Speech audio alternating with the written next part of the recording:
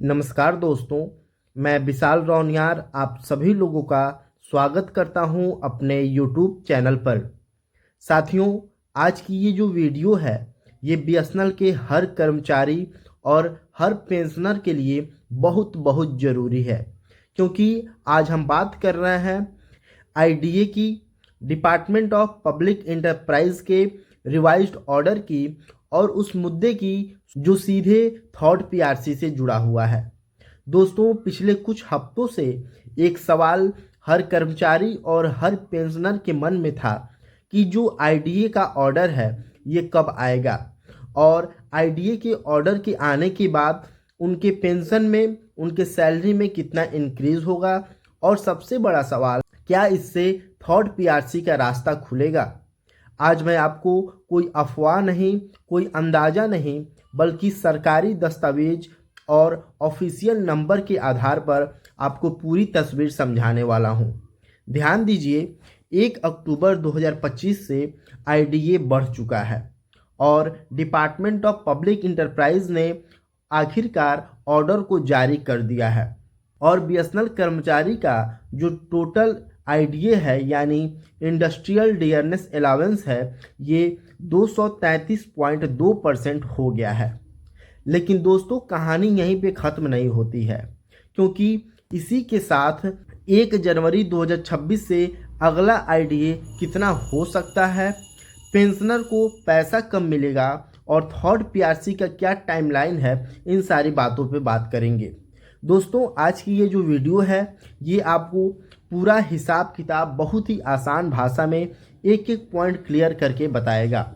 इसीलिए वीडियो को शुरू से अंत तक ध्यान से देखिएगा, क्योंकि अगर आप बीएसएनएल से जुड़े हैं तो ये जो जानकारी है आपके सैलरी, आपके पेंशन और भविष्य तीनों से जुड़ा हुआ है। साथियों, बहुत लोग कन्फ्यूजन में हैं कि इंडस्ट्रियल डियरनेस अलाउंस बढ़ तो गया है, लेकिन पीआरसी का क्या होगा, पेंशनर को पैसा मिलेगा या नहीं मिलेगा, ये ऑर्डर किसके लिए है और कब लागू होगा। आज की इस वीडियो के बाद आपको कोई कन्फ्यूजन नहीं बचेगा। तो चलिए वीडियो को शुरू करते हैं। वीडियो को शुरू करने से पहले एक छोटा सा गुजारिश है, अगर आप मेरे चैनल पर नए हैं तो प्लीज़ मेरे चैनल को सब्सक्राइब कर दीजिएगा और ये जो वीडियो है वीडियो को ज़्यादा से ज़्यादा शेयर करके लाइक भी कर दीजिएगा। चलिए वीडियो को शुरू करते हैं। दोस्तों, किसी भी बड़ी खबर को समझने से पहले उसकी बुनियाद को समझना बहुत ज़रूरी होता है और बीएसएनएल के मामले में उस बुनियाद का नाम है आईडीए यानी इंडस्ट्रियल डियरनेस अलाउंस। और सीधी भाषा में कहें तो ये वही पैसा है जो महंगाई से आपकी सैलरी और पेंशन को बचाने के लिए दिया जाता था। अब ज़रा सोचिए, अगर आपकी सैलरी आज भी 2016 के हिसाब से मिल रही है, लेकिन दूध, सब्जी, गैस, बिजली, बच्चों की पढ़ाई ये सब कुछ महंगा हो जाए तो आपकी असली कमाई जो है ये कम हो जाती है, घट जाती है। और इसी गैप को भरने के लिए सरकार उन कर्मचारियों को महंगाई भत्ता यानी डियरनेस अलाउंस देती है। लेकिन बीएसएनएल के जो कर्मचारी हैं उनको सेंटर के तरफ से डियरनेस अलाउंस नहीं मिलता है, बल्कि उनको आईडीए पैटर्न के आधार पर डियरनेस अलाउंस मिलता है। साथियों, जो सेंट्रल गवर्नमेंट के कर्मचारी हैं उनको सीडीए मिलता है और जो बीएसएनएल के हैं और जो पीएसयू के कर्मचारी हैं उनको आईडीए मिलता है। और इसीलिए बीएसएनएल का जो डियरनेस अलाउंस है एक अलग फार्मूला से एक अलग डिपार्टमेंट तय करता है। अब यहाँ पर सबसे ज़रूरी बात यह है कि बीएसएनएल खुद आईडीए तय नहीं करता है, ना ही कोई यूनियन बीएसएनएल कर्मचारियों के आईडीए को सीधे बढ़ा सकता है। बीएसएनएल कर्मचारी का जो आईडीए है उसको डिपार्टमेंट ऑफ पब्लिक इंटरप्राइज ही तय करता है और ये डिपार्टमेंट ऑफ पब्लिक इंटरप्राइजेज जो सीधे सेंट्रल गवर्नमेंट के अंडर में आता है। अब अगर कैलकुलेशन की बात करें तो सरकार हमेशा जब कर्मचारियों की आईडीए को बढ़ाता है तो सबसे पहले सरकार कंज्यूमर प्राइस इंडेक्स को देखता है और ये जो कंज्यूमर प्राइस इंडेक्स है इसका डाटा लेबर ब्यूरो जारी करता है। ये सीपीआई बताता है कि देश में महंगाई कितनी बढ़ी है और इसी के आधार पर हर 3 महीने में आईडीए जो है उसको रिवाइज किया जाता है। साथियों, अब आप पूछेंगे कि अगर जो फॉर्मूला है एकदम क्लियर है तो फिर इस आईडीए को बढ़ाने में डिले क्यों होता है। साथियों, यहीं से बीएसएनएल की कहानी शुरू हो जाती है। जब सीपीआई डाटा समय पर आ तो जाता है, लेकिन जो डिपार्टमेंट ऑफ पब्लिक इंटरप्राइज है उसका जो ऑफिशियल ऑर्डर है ये देर से आता है। और जब तक department of public enterprise order नहीं देगा तब तक जो इंडस्ट्रियल डीएनएस अलाउंस है ये कानूनी रूप से लागू नहीं हो सकता है।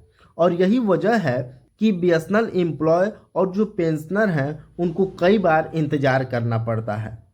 अब ध्यान से सुनिएगा कि जब आईडीए बढ़ता है तो कर्मचारियों की जो सैलरी है ये भी बढ़ जाती है, उनके जो एरियर हैं ये भी बनते हैं और पेंशन कैलकुलेशन का जो बेस है ये भी बदल जाता है।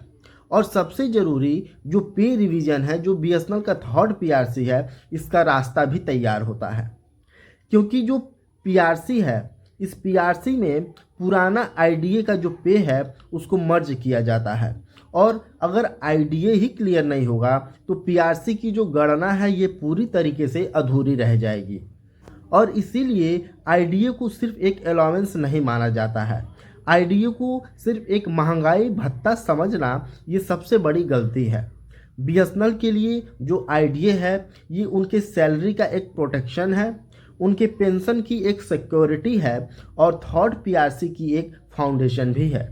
और इसीलिए जब 1 अक्टूबर 2025 का जो आईडीए ऑर्डर अटकाया गया था तो मामला बहुत आगे बढ़ गया था और इसी वजह से यूनियन की लड़ाई शुरू हुई। डिपार्टमेंट ऑफ पब्लिक इंटरप्राइज को लेटर लिखा गया और आखिरकार जो रिवाइज ऑर्डर है ये मिल गया। साथियों, अब हम आते हैं असली मुद्दे पर। 1 अक्टूबर 2025 से जो इंडस्ट्रियल डियरनेस अलाउंस है उसका रिवाइज होना था, लेकिन डिपार्टमेंट ऑफ पब्लिक इंटरप्राइज ने समय पर जो ऑर्डर है उसको जारी नहीं किया। यानी जो आईडीए है इस आईडीए के देरी से अटका हुआ था, कर्मचारियों में नाराजगी थी और जो पेंशनर थे उनको भी अनिश्चितता थी। और इसी बीच 24 अक्टूबर 2025 को बीएसएनएल एम्प्लॉय यूनियन ने एक बहुत बड़ा कदम उठाया। उन्होंने क्या किया, जो डिपार्टमेंट ऑफ पब्लिक इंटरप्राइज हैं उसके जो सेक्रेटरी हैं उनको एक ऑफिशियल लेटर लिखा और उस लेटर में ये साफ मांग रखी गई कि जो रिवाइज्ड आईडीए ऑर्डर है उसको तुरंत जारी किया जाए। और दोस्तों, ये जो लेटर लिखकर उनके ऊपर जो प्रेशर बनाना था ये प्रेशर बहुत ज़रूरी था। साथियों, अब हम समझेंगे कि जो डिपार्टमेंट ऑफ पब्लिक इंटरप्राइज का जो रिवाइज्ड आईडीए ऑर्डर है जो 1 अक्टूबर 2025 से लागू है और जो सीधे बीएसएनएल के कर्मचारियों से जुड़ा हुआ है, ये कैसे अब सरकार के ऊपर दबाव बना रहा है। सबसे पहले ये समझिए कि 1 अक्टूबर 2025 से आईडीए रिवाइज होना था और सीपीआई नंबर भी उपलब्ध थे, लेकिन डिपार्टमेंट ऑफ पब्लिक इंटरप्राइज ने समय पर ऑर्डर जारी नहीं किया। इसका मतलब ये हुआ कि सैलरी में आईडीए बढ़ा नहीं, एरियर को अटका दिया गया और पेंशन रिवीजन को भी रोक दिया गया। साथियों, कागजों में महंगाई बढ़ चुकी थी, लेकिन कर्मचारियों को उसका फ़ायदा नहीं मिल रहा था। और यहीं पर फिर भूमिका आती है यूनियन की, बीएसएनएल एम्प्लॉय यूनियन की। ये यूनियन 24 अक्टूबर 2025 को डिपार्टमेंट ऑफ पब्लिक इंटरप्राइज के सेक्रेटरी को लेटर लिखा और इस लेटर में साफ कहा गया, जब कंज्यूमर प्राइस इंडेक्स का डाटा क्लियर है, फॉर्मूला पहले से तय है, तो फिर आईडीए ऑर्डर को क्यों रोका गया है। और इसीलिए जो रिवाइज्ड आईडीए ऑर्डर है उसको तुरंत जारी किया जाए। और ये कोई जनरल शिकायत नहीं है, बल्कि एक फैक्ट बेस्ड ऑफिशियल डिमांड है। साथियों, फिर 29 अक्टूबर 2025 को डिपार्टमेंट ऑफ पब्लिक इंटरप्राइज ने रिवाइज्ड आईडीए ऑर्डर जारी कर दिया और इस ऑर्डर ने महीने की जो अनिश्चितता थी, इन सारी अनिश्चितता को खत्म कर दिया। साथियों, अब हम आते हैं ऑर्डर के असली पॉइंट पर। जो आईडीए की बढ़ोतरी थी ये 6.1% था और इसका जो लागू तिथि था, जो इफेक्टिव डेट था, ये 1 अक्टूबर 2025 था। जो बीएसएनएल एम्प्लॉय के आईडीए पैटर्न पर सारे कर्मचारियों को ये महंगाई भत्ता मिलना था, यानी 1 अक्टूबर से आईडीए बढ़ा हुआ माना जाएगा, एरियर भी बनेंगे और सैलरी कैलकुलेशन भी बदल जाएगी। अगर हम नंबर देखें तो जो पहले इंडस्ट्रियल डियरनेस अलावेंस था ये 227.1% था, जो बढ़कर 6.1% बढ़ गया, जिसके वजह से टोटल जो आईडीए हुआ ये 227.1% प्लस 6.1%, मतलब 233.2% हुआ। यानी अब बीएसएनएल के कर्मचारियों को जो टोटल आईडीए मिलेगा ये 233.2% मिलेगा, जिसके वजह से सीधे सीधे 3 वर्गों को फ़ायदा हो रहा है। जो वर्किंग बीएसएनएल के एम्प्लॉय हैं उनको, क्योंकि उनकी जो मंथली सैलरी है बढ़ जाएगी और 1 अक्टूबर 2025 से उन कर्मचारियों के एरियर भी बनेंगे। जो फ्यूचर पेंशन है, कैलकुलेशन है, ये भी बदल जाएगा, क्योंकि जो लास्ट ग्रांड पे का बेस है मजबूत होगा और थर्ड पीआरसी का जो डिस्कशन है ये और तेज होगा, क्योंकि जो आईडीए फिगर है ये क्लियर हो गया और पीआरसी के कैलकुलेशन में क्लैरिटी ज़रूर आएगी। लेकिन साथियों एक बात बहुत ज़रूर है समझना, लेकिन ये ऑर्डर केवल आईडीए का है, ये ऑर्डर थर्ड पीआरसी का ऑर्डर नहीं है, लेकिन ये थर्ड पीआरसी की ज़रूरी शर्त है। यानी बिना आईडीए की क्लियर हुए पीआरसी पॉसिबल नहीं है। आईडीए क्लियर हुआ तो पीआरसी का जो रास्ता है ये साफ खुल जाएगा।